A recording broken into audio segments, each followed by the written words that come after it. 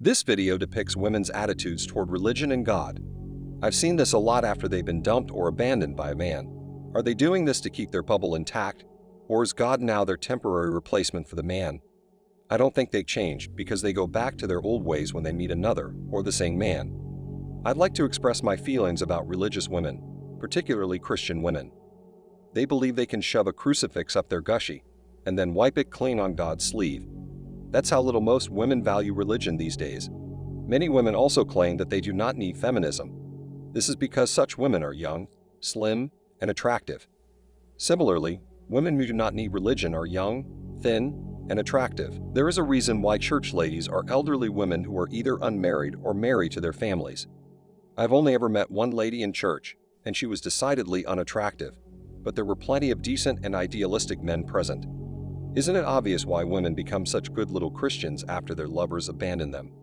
When a woman's self-esteem is destroyed and she is dumped, she is averse to repeating the experience to ensure that the next guy does not dump her. She will go to any length, including becoming religious, to attract a man who feels terrible if he ever abandons her.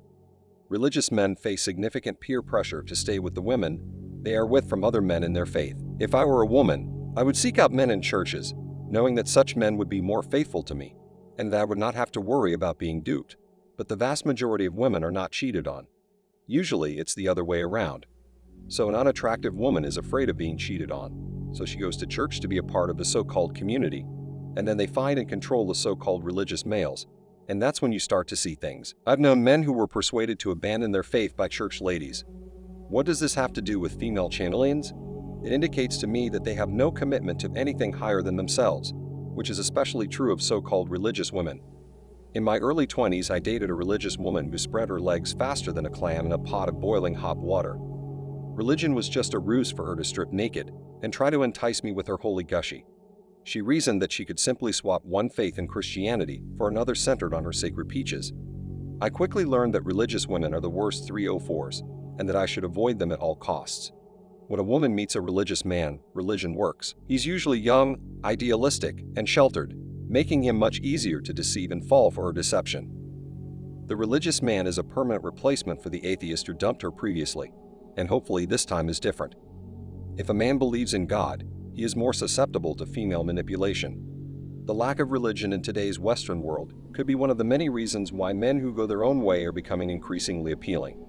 After all, if a man does not feel guilt and shame for not reproducing and multiplying as Christianity encourages, by default, he will become more selfish. Because of religion, it is assumed that all women are submissive and well-behaved, but most of these ladies are clearly just going through the motions while claiming to have faith.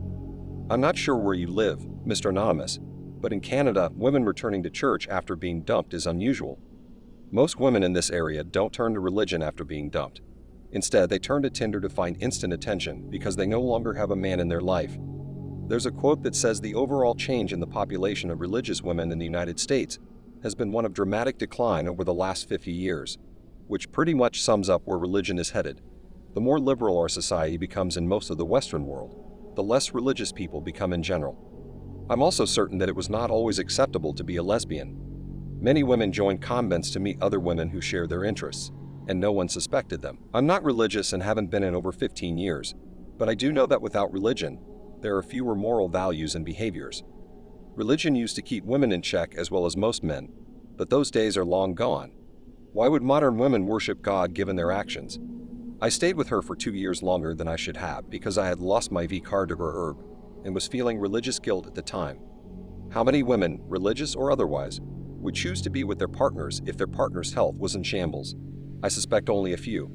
I only left her because I realized she didn't care about what I was going through and never asked. Don't forget to hit the like button to help spread the word about this video. Thank you for taking your daily dose of red pills, and remember that a red pill a day keeps bad poker hands away. So have a good rest of your day and cheers.